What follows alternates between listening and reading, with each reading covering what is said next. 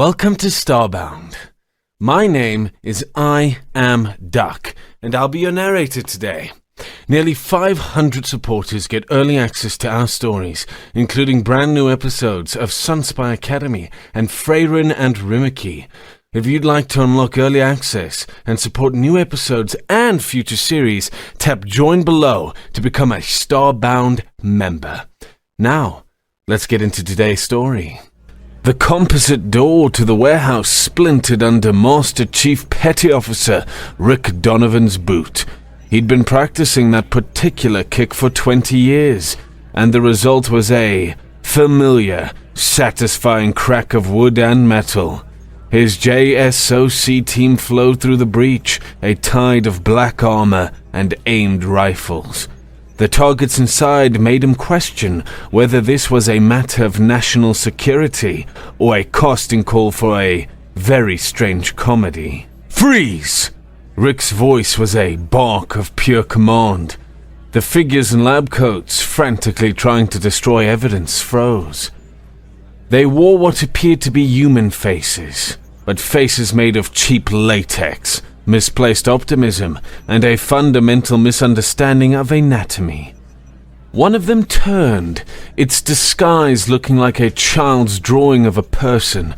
The eyes were too far apart, the nose was slightly off-center, and it kept blinking horizontally. "Greetings, fellow human," the alien said. Its English was perfectly grammatical, but the delivery had the flat, sterile tone of a legal disclaimer. "I am also a human person. I am conducting normal human activities in this normal human building." Sergeant Alves, Rick's second, muttered into his comm, his voice tight with suppressed laughter. "Chief, are we sure these are bioterrorists? This feels like we're arresting the high school drama club." The aliens, and there was no doubt now, resumed their clumsy destruction. One tipped over a centrifuge with a clatter, then announced to the room, "Oops, I have made a typical human mistake with my normal human clumsiness." "Sir," called Corporal Keene from deep in the lab, "you need to see this." Rick moved through the facility, his rifle sweeping over suspects who seemed more bewildered than dangerous. Keene stood beside a gleaming bioreactor that belonged in a top-tier CDC lab, not a derelict warehouse in Detroit. Alien script scrolled across monitors, and the equipment pulsed with a low thrum that made Rick's radiator detector tick with a nervous, intermittent rhythm. "What the hell are we looking at, Keene?" "Near as I can figure, Chief, it's a biological weapons laboratory. Except..." Keene gestured at the aliens who were now arguing in a series of clicks and whistles that sounded vaguely like a modem trying to connect. "I don't think they have a clue what they're doing." An alien approached Rick, its hands raised in what it must have believed was a universal gesture of surrender. It looked more like it was trying to signal a landing aircraft. "Please do not be alarmed, fellow human. We are merely conducting research into seasonal allergies for the betterment of all humanity." Rick's gaze fell on the creature's baseball cap. It was on backwards, but it was also inside out. He keyed his comm, the decision made. "Alves, get the CDC on the line. We're going to need a specialist to figure out what brand of stupid these guys were cooking up." Dr. Nathan Cross received the samples from Detroit with the ingrained wariness of a man who had spent 15 years analyzing everything from weaponized anthrax to suspicious potato salad. The containers, flagged by the FBI's biological warfare team, carried warnings that suggested either the dawn of a new plague or another embarrassing false alarm. His laboratory at the CDC was the bleeding edge of pathogen analysis, a sterile sanctuary staffed by scientists who could parse a genome with the focus of a bomb disposal technician. What they found in the Detroit samples, however, defied every known principle of bioweapons design. The pathogens are, for lack of a better word, remarkable, Nathan announced to his research team, his voice echoing slightly in the briefing room. He gestured to the main display. Genetically engineered with a sophistication that rivals anything we can do. Clearly designed to target human immune responses. He paused, tapping the screen where a string of baffling data glowed. And they are completely, utterly harmless. Dr. Rebecca Walsh, his sharp-witted deputy, looked up from a tablet. Harmless in what way, Nathan? Dormant? Worse. They're fully active. Nathan pointed to a molecular model on the screen. The genetic payload is designed to induce a cytokine storm, to tear through cellular membranes. Instead, it triggers a mild histamine response. It's as if someone engineered the perfect bioweapon using a textbook on human biology that was translated into their language and then back into English by a broken computer. He swiped to a new screen, showing a different genetic sequence. Look here. This one has a sophisticated protein designed to disrupt neural function. In practice, it causes minor fatigue and congestion. And this one, this elegant cellular infiltration mechanism, should trigger catastrophic organ failure. The actual result, watery eyes and the occasional sneeze. Could this be a proof of concept? Asked a virologist from the back. A test run with an attenuated version. Nathan shook his head, a knot of genuine concern tightening in his gut. The samples show at least 3 distinct design methodologies, different genetic editors, different protein structures, different delivery vectors. It's as if 3 separate teams working in total isolation were all given the same assignment. Create a weapon to kill humans, and all 3 of them fundamentally misunderstood our physiology in a unique and spectacular way. He brought up a comparative chart.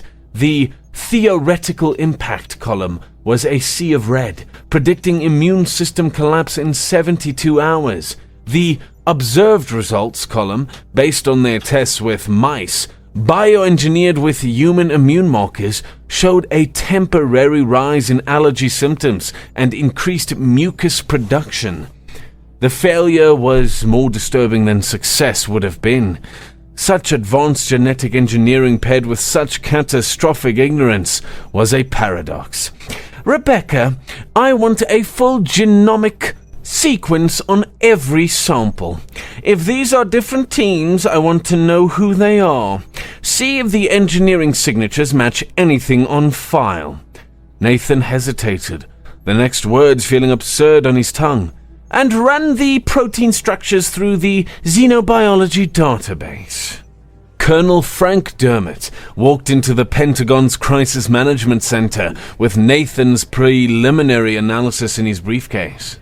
He felt the familiar weight of a career teetering on the edge of becoming either very interesting or very short.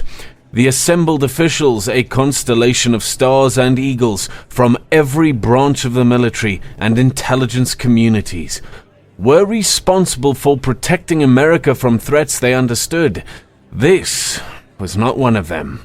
Gentlemen, ma'am, Frank began, placing the classified folder on the polished mahogany table with a quiet thud. We have a situation that requires your immediate attention. General Patricia Hayes, his direct superior, and a woman whose stare could melt steel, gestured for him to continue. What kind of situation, Frank? Okay. Extraterrestrial operatives are conducting biological warfare on U.S. soil, using pathogens designed to exterminate the human population. Frank delivered the line with the same flat effect he used to report quarterly maintenance schedules. In this room, treating the absurd as routine was a survival skill. A heavy silence filled the room. It wasn't disbelief, but the sound of 24 powerful minds rebooting their fundamental assumptions about national defense. "Frank," said Deputy Director Collins of the CIA, his voice dangerously soft, "are you standing there under the seal of the Department of Defense and telling me we are under attack by aliens?" I am reporting the findings of a coordinated operation between JSOC and the CDC, Frank stated, opening the folder. He slid a photograph across the table. It showed one of the aliens from the Detroit lab, its latex mask askew, looking more confused than menacing. These individuals were captured in a facility containing biotechnology far in advance of our own. They were attempting to deploy bioweapons engineered for human extinction. General Hayes picked up the photo. "This looks like a bad Halloween costume." "Yes, ma'am. But the technology was real, and the pathogens show genetic engineering that target our biology with frightening precision." Frank took a breath, preparing for the part that always strained credulity. "The problem isn't the science. It's the application. The weapons are designed to kill us. Instead, they give us hay fever." "So you're telling me," Collins said, leaning forward slowly, "that little green men are trying to murder us with pollen?" "I'm telling you," Frank countered, his voice like stone, "that at least 3 distinct extraterrestrial species appear to be engaged in a coordinated biological campaign against this planet, and that all of them are working from flawed intelligence. Dr. Cross at the CDC confirms it. Their genetic engineering is brilliant. Their understanding of our biology is non-existent." The room was quiet again. Frank could practically see the political calculus spinning in their heads. The career risk of taking him seriously versus the national risk of not. "Frank," General Hayes said finally, her voice cutting through the tension, "I'm going to need more than bad costumes and a failed alien flu season to justify the resources I suspect you're about to request." "Understood, General." Frank produced his final piece of evidence. "Ambassador Hutchinson at the Galactic Concordat reports a recent coordinated outpouring of condolences from multiple delegations regarding a devastating planetary health crisis on Earth. Meanwhile, our only major public health spike is in the sale of Kleenex." The full picture snapped into focus. The officials in the room exchanged looks, the absurdity giving way to a chilling realization. They were facing an enemy simultaneously more advanced and more incompetent than any threat assessment had ever conceived. The Zex-High Collective convened its primary analysis node, a silent consensus of minds linked across the cold vacuum of their orbital station. Data streams flooded their shared consciousness, every byte contradicting the established models of biological warfare that had won them 17 star systems. Their campaign against the humans was, by every metric, a catastrophic failure. Query: pathogen deployment executed with 99.8% precision across designated continental landmasses. Vector analysis confirms optimal population exposure. Query: human societal disruption metrics show no deviation from baseline. Economic and military activity remain within normal parameters. Paradox detected. Secondary nodes scoured human media, searching for the telltale signs of societal collapse. There was no panic, no martial law, no breakdown of order. Instead, human communications were dominated by discussions of new allergy medications, complaints about seasonal weather, and something called pollen counts. Tertiary node reviewed the biological telemetry from exposed subjects. The collective's pathogens were elegant weapons, designed to dismantle a species at the cellular level. Their models predicted total immune system failure and death within 72 standard hours. The observed results were baffling.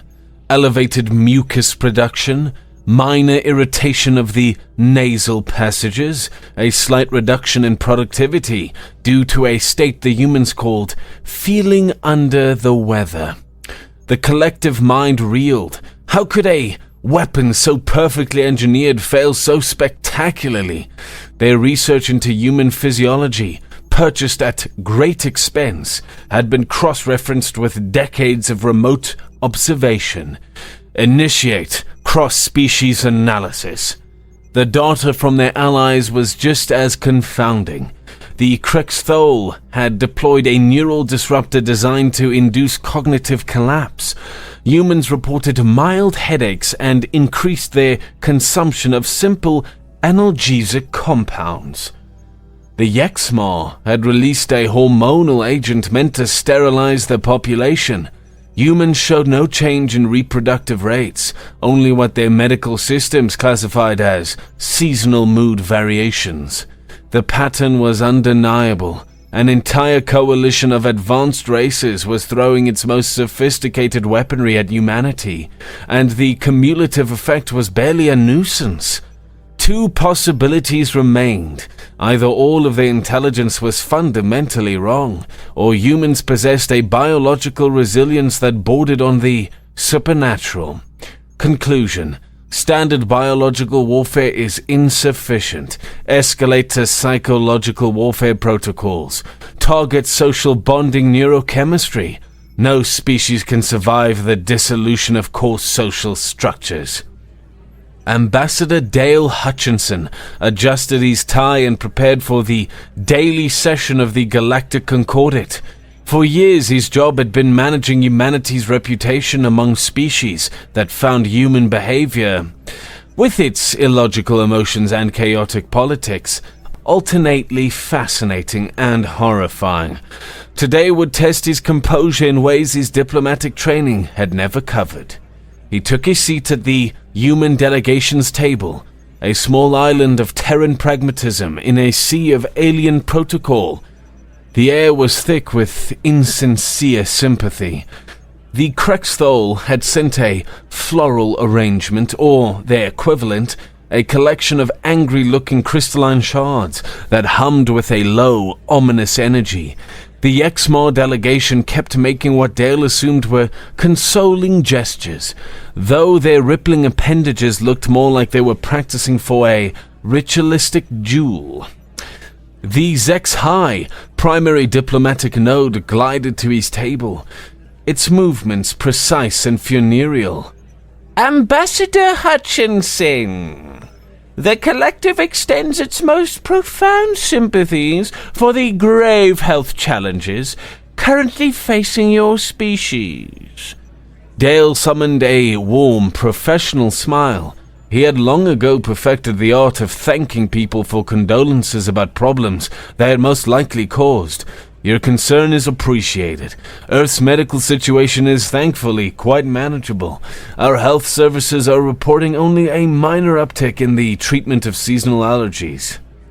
The HFY's optical senses dilated slightly, an expression Dale had learned to recognize as profound confusion. "Minor increases? The secondary node interjected, its voice a synthesized whisper. "Our remote telemetry indicates widespread pathogen exposure. Surely the disruption is more significant." Dale feigned a thoughtful expression, tapping his datapad where the actual figures were displayed. Tissue sales were up 12%. Antihistamine purchases had risen by 8%.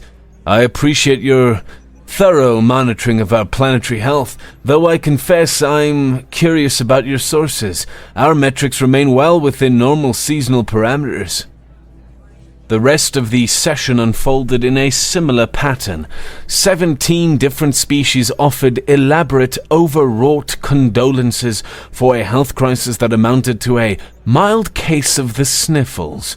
Dale navigated each conversation with practiced grace, accepting their concern while studiously avoiding the obvious question. Why were they so well informed about a medical emergency that didn't exist? Jake Brennan chased the CDC story with the predatory hunger of a journalist who had spent too long writing about hospital cafeteria safety violations. His beat on the health desk was a purgatory of press releases and budget cuts. A coordinated multi-state outbreak, however minor, was a real story, and this one smelled different. His investigation started with the data. Minor respiratory illness clusters, all appearing simultaneously in geographically desperate locations. The outbreaks were too mild to trigger national surveillance alerts, but the timing was too perfect for coincidence. They were all centered near places with high foot traffic. Farmers markets, state fairs, livestock exhibitions. It looked less like natural emergence and more like intentional, if clumsy, distribution. His breakthrough came from an off-the-record conversation with Dr. Nathan Cross at the CDC.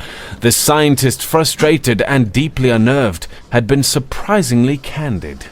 It's like someone tried to build a nuclear bomb using a diagram of a firecracker, Nathan had said, his voice raw over the secure line. The engineering is genius, but the blueprint is fundamentally wrong. They're targeting our biology as they think it is, not as it actually is. The story metastasized from there.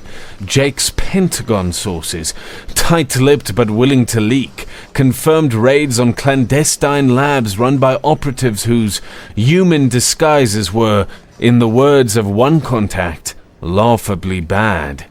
The picture that emerged was surreal. America wasn't facing homegrown extremist or a rival nation-state.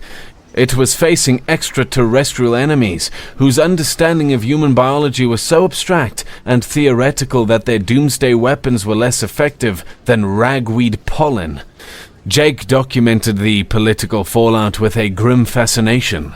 The alien attack was immediately absorbed and processed by the ravenous machinery of American partisan politics. Conservative news channels ran segments blaming liberal environmental policies for weakening the American immune system. Liberal outlets suggested that conservative skepticism of science had left the nation vulnerable. Neither side seemed overly concerned that the attackers were from another planet. They were just another cudgel with which to beat the opposition. The coverage revealed humanity's most bizarre and potent survival trait, the ability to treat an existential threat as just another talking point in an endless political argument. While the underlying machinery of civilization churned on, completely undisturbed, Americans screamed at each other on television about the alien flu while continuing to go to work, pay their taxes, and maintain the very infrastructure needed to fight a real war. Jake's story was no longer about a failed bioweapon. It was about the absurd, chaotic, and indestructible nature of human society. The Xi Collective, confident in its superior understanding of psychological warfare, initiated the second phase of its attack. Biology had failed. The chaotic mess of the human genome had proven unexpectedly resilient, but no species could withstand the precise, surgical dismantling of the neurochemical bonds that held its society together. Their specialists had engineered their most elegant pathogen yet. It was designed to target the human brain's delicate symphony of oxytocin, vasopressin, and dopamine. The very molecules responsible for pair bonding, social trust, and hierarchical stability. The models were clear. Within 2 planetary rotations of exposure, human society would collapse into a paranoid morass of individuals incapable of cooperation. Deployment was flawless, synchronized with peak human social gatherings. The pathogen, airborne and visible, spread through the population. Primary analysis node monitored human behavioral indicators. The initial results were promising. Human subjects showed a marked increase in social interaction. Attention to grooming and physical appearance spiked. Secondary nodes scoured communication networks. Instead of the expected breakdown of social bonds, the data showed a surge in the formation of new relationships. An activity the humans called flirting increased by 300% across all measured demographics. Dating app usage overloaded servers in several major metropolitan areas. Tertiary node reviewed the biological telemetry. The models had predicted a collapse of the neurochemical systems for social bonding. The observed results were the opposite. The pathogen was not inhibiting hormone production, it was stimulating it. Oxytocin and dopamine levels were off the charts. The collective faced an unprecedented paradox. Their psychological weapon hadn't just failed, it had backfired. It was strengthening human social systems, not destroying them. The anomaly required further investigation. They focused their sensors on Ambassador Hutchinson at the Galactic Concordate. His behavior was a perfect match for the expected systems.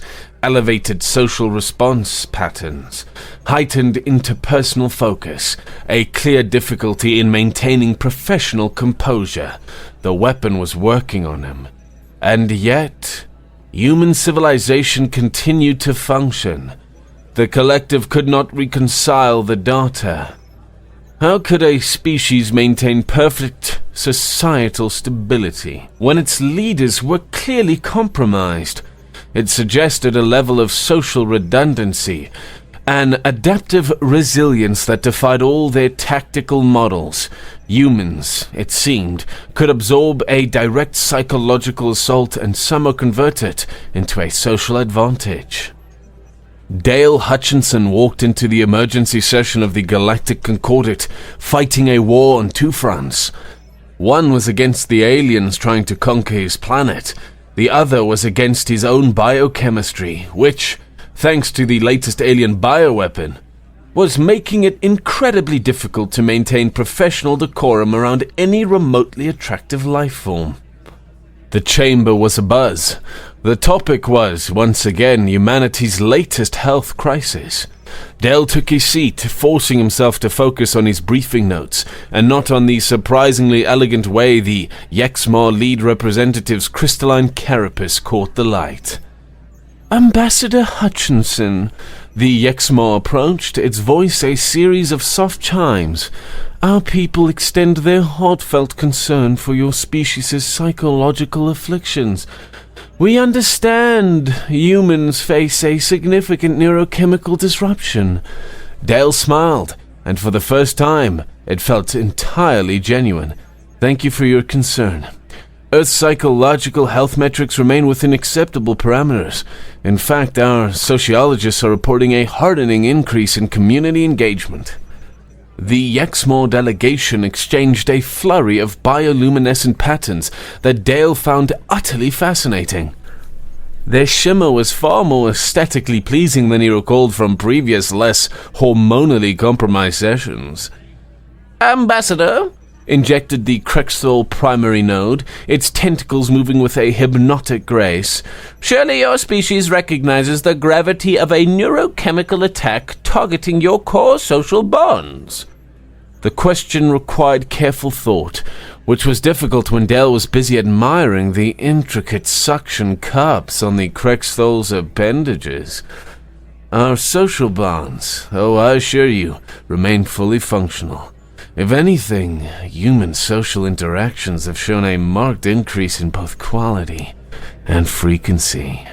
His diplomatic training was at war with a chemically induced state of bonhomie. Every alien representative seemed more charismatic, their arguments more compelling, their physical forms more intriguing. During a break, the Regalian trade representative, a serpentine being of breathtaking grace, cornered him. "Ambassador, our intelligence suggests human social systems are facing an unprecedented crisis. Surely your people require assistance."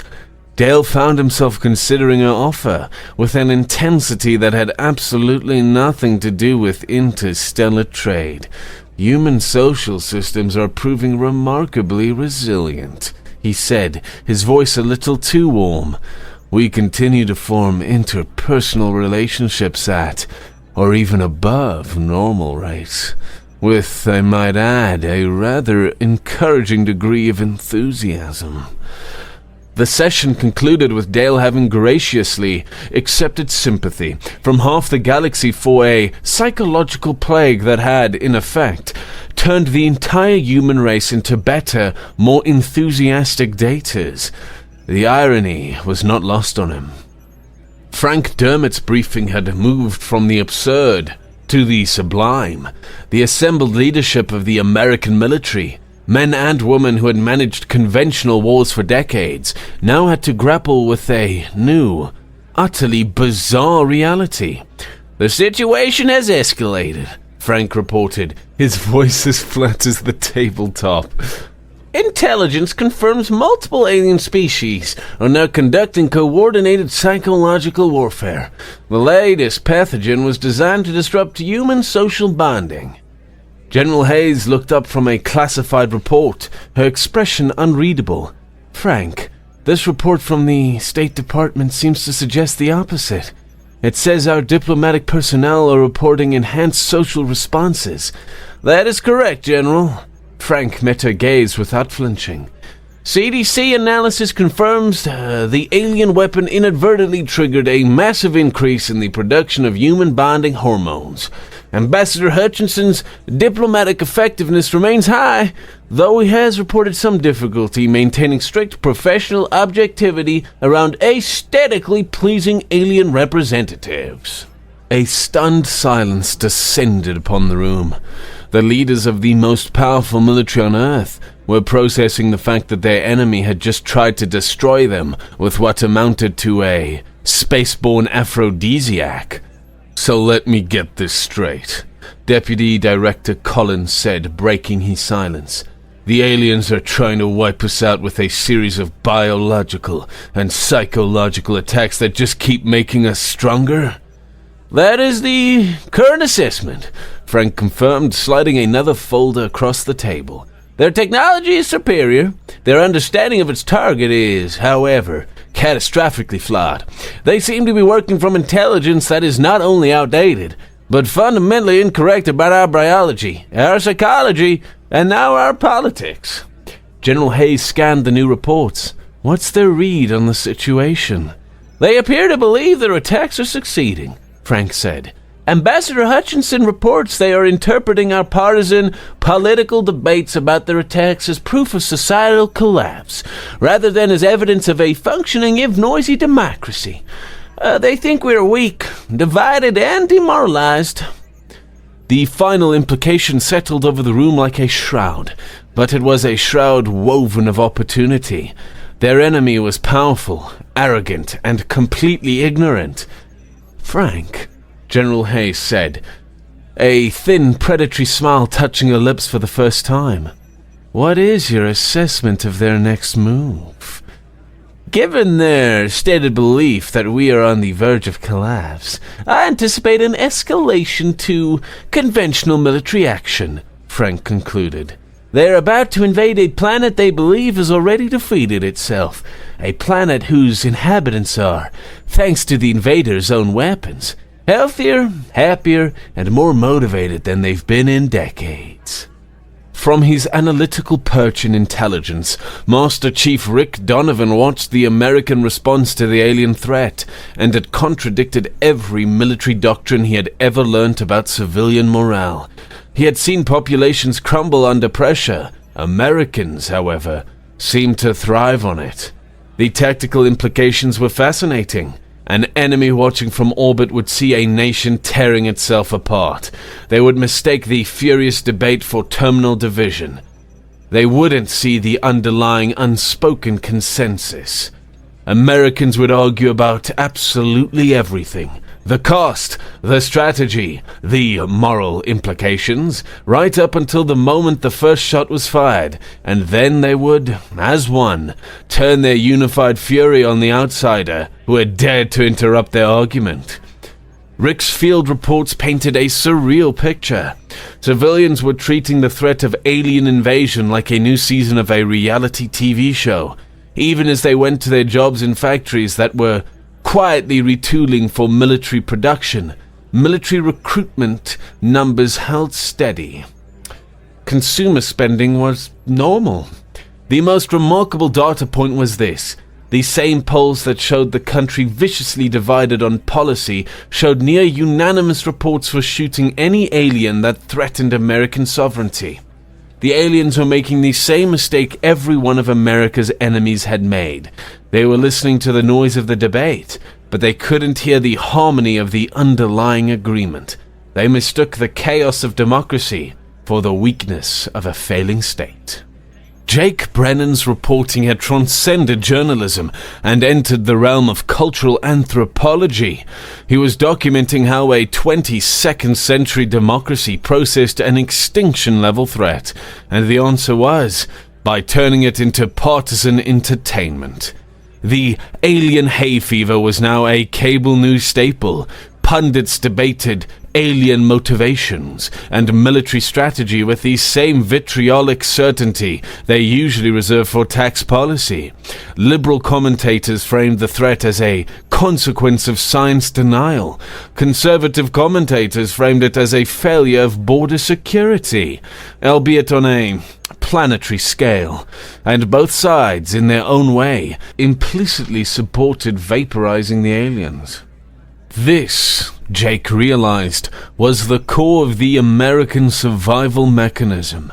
The system was designed to absorb any crisis, no matter how profound, and transmute it into political theater. The screaming on television wasn't a sign of weakness. It was a sign that the system was working. It was processing the threat. His man-on-the-street interviews were a kaleidoscope of paranoia, opportunism, and unshakable confidence. People would complain about the government's response, spin wild conspiracy theories about the aliens' true motives, and then in the same breath express their absolute certainty that the US military would handle it. The most telling pattern was the one that defied all logic. A significant portion of the population that polled as unsure if aliens exist also polled in favor of preemptive military action against them. The contradiction was perfectly American. The debate was the point. The actual existence of the threat was secondary to the constitutional right to argue about it. The aliens, Jake concluded, weren't just fighting the United States military. They were fighting the very concept of a free, chaotic, and inexplicably resilient society, and it was a fight they couldn't possibly win.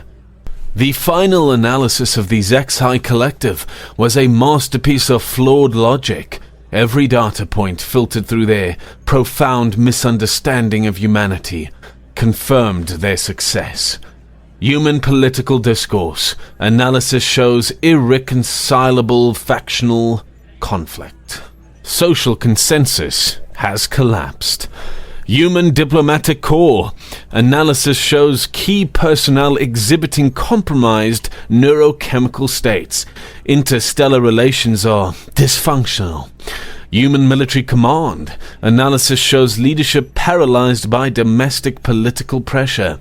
Strategic response capability is crippled. The conclusion was inescapable. Their campaign of biological, psychological, and political warfare had been a resounding success. The human species was a rotten fruit, ready to be squished. They had been weakened and divided, their society teetering on the brink, ripe for conquest. The planet's infrastructure remained intact, ready for post-invasion exploitation. With the serene confidence of a predator that has already hamstrung its prey, the collective broadcast its formal declaration of war across all galactic networks. They cited humanity's clear inability to govern itself, framing the invasion not as a conquest, but as a humanitarian intervention. The invasion fleets warped into existence at the edge of the solar system. Their tactical plans were designed to crush a demoralized, sick, and divided enemy. They expected minimal, disorganized resistance. It would be a swift, clean victory. Frank Dermott received the war declaration during a routine morning briefing. The message, displayed on the main screen of the Pentagon's Crisis Management Center, transformed the atmosphere in the room from one of cautious analysis to one of grim purpose. "Ladies and gentlemen," Frank announced, his voice cutting through the sudden quiet, "we have a formal declaration of war from the HFY Collective and their allies. Their communication cites our civilizational collapse as justification for military conquest." The flag officers around the table absorbed the news, not with shock, but with a kind of predatory focus.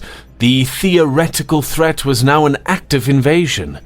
"Frank," General Hayes asked, her eyes fixed on the alien text, "what is their assessment of our current readiness?"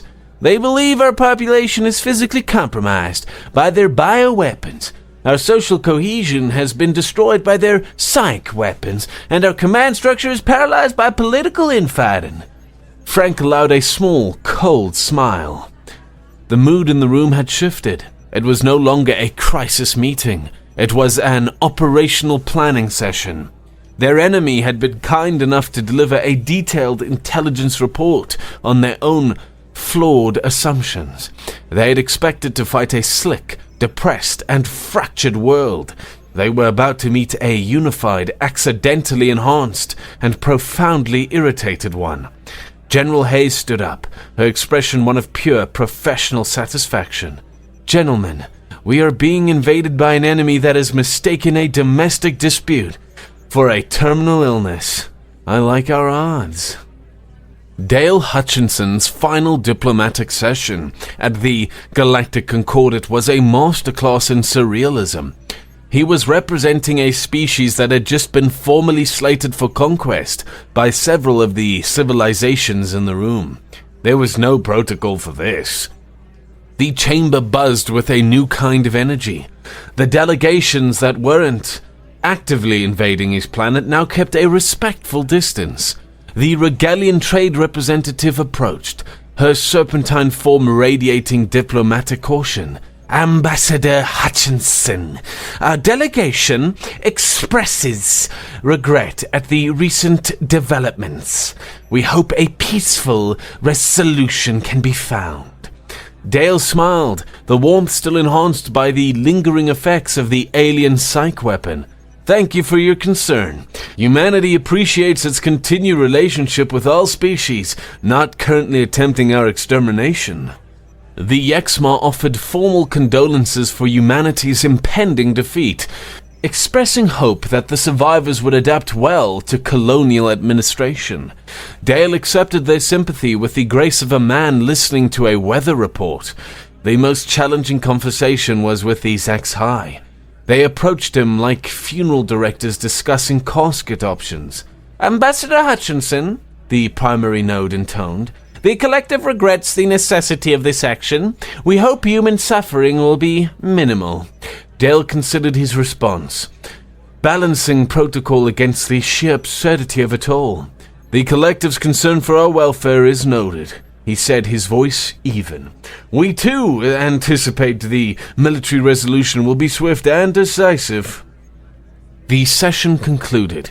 Dale had successfully maintained diplomatic relations with aliens who were actively trying to kill him, and accepted condolences for a defeat that was never going to happen. His intelligence briefings were clear. The alien assumptions about human military capability were about to be comprehensively and violently corrected. The tactical coordination of the human military response demonstrated a principle that autocratic societies could never grasp. A democracy's ability to shift from chaotic debate to unified action is not a weakness, but its most formidable weapon. Under Rick Donovan's operational command, federal, state, and local resources integrated into a seamless defense network. The alien invasion plans, predicated on fighting a demoralized and divided enemy, fell apart within the first hour. They expected to encounter scattered resistance from sick, confused soldiers. They found themselves facing unified defenders, accidentally enhanced by their own bioweapons and motivated by a righteous, collective fury at having their noisy, dysfunctional planetary squabbles interrupted by uninvited guests. Rick's battlefield analysis revealed an enemy whose doctrine was based entirely on theory. They had planned for every contingency except the one they were facing. A competent, innovative, and cheerful opponent. Human military units, their immune systems inadvertently supercharged and their morale at an all-time high. Performed with a level of tactical brilliance that overwhelmed alien command structures. The alien strategy had been to decapitate a weak government and occupy a compliant populace. Instead, they were facing a total mobilization, a planetary-scale bar fight where every citizen was a combatant. Rick's after-action reports would later read like a comedy of errors, detailing technologically superior alien forces being outmaneuvered, outsmarted, and ultimately routed by an enemy they had fundamentally misunderstood. The decisive factor was the very thing the aliens had identified as a weakness, a political culture that could argue about everything and still unite to kill a common foe. Jake Brennan's coverage of the victory captured the singular, glorious absurdity of the American achievement. Humanity had not only repelled an alien invasion, it had done so without ever pausing its own internal arguments. His reporting showed the swift transition from defense to counter-offensive, as human forces operating with a level of coordination that defied alien intelligence, systematically dismantled the invasion fleet. But the most revealing aspect was what happened after. The moment the threat was neutralized, Americans went right back to screaming at each other about post-war policy, alien rights, and the constitutionality of the military's actions. The very political chaos the aliens had mistaken for weakness had continued, unabated, throughout a successful war against an extinction-level threat. Jake's interviews with military leaders revealed a deep professional satisfaction. The enemy had, in their own war declaration, provided a perfect roadmap of their own weaknesses and assumptions. American planners had simply exploited it. His final analysis identified the fundamental alien error, the same error made by so many human adversaries before him. They had mistaken the noise of freedom for the silence of the grave. They had attacked a society that could combine democratic chaos with military precision, and had been annihilated by the paradox. The victory was a testament to a political culture that could maintain civilian control and constitutional debate while waging total war, a feat of social resilience no authoritarian system could ever hope to match. Dale Hutchinson's return to the Galactic Concordat was not as a representative of a plucky endangered species, but as the ambassador of a new and undisputed galactic power. The chamber's atmosphere was thick with a new kind of respect, tinged with fear.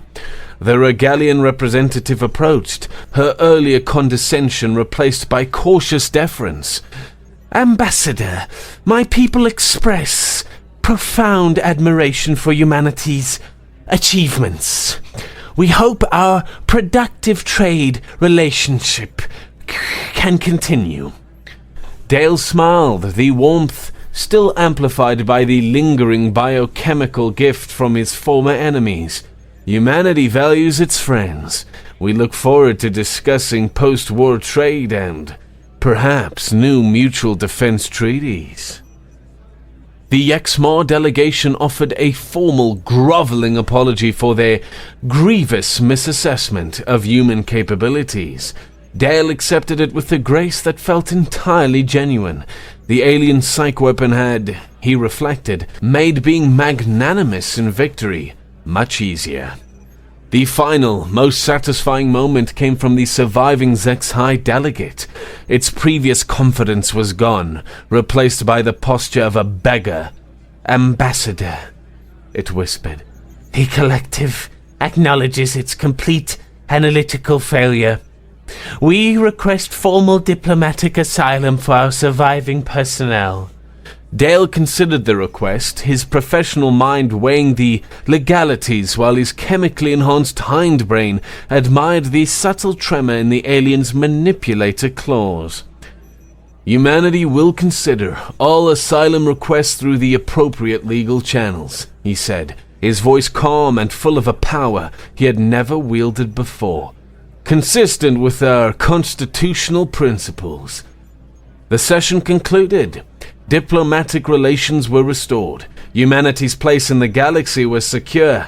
The aliens had thrown their very best weapons at humanity, and in doing so, had made them stronger, more unified, and, in Dale's case at least, a much more charming and effective diplomat. It was the ultimate irony. They had tried to destroy a civilization, and had instead guaranteed its ascendancy.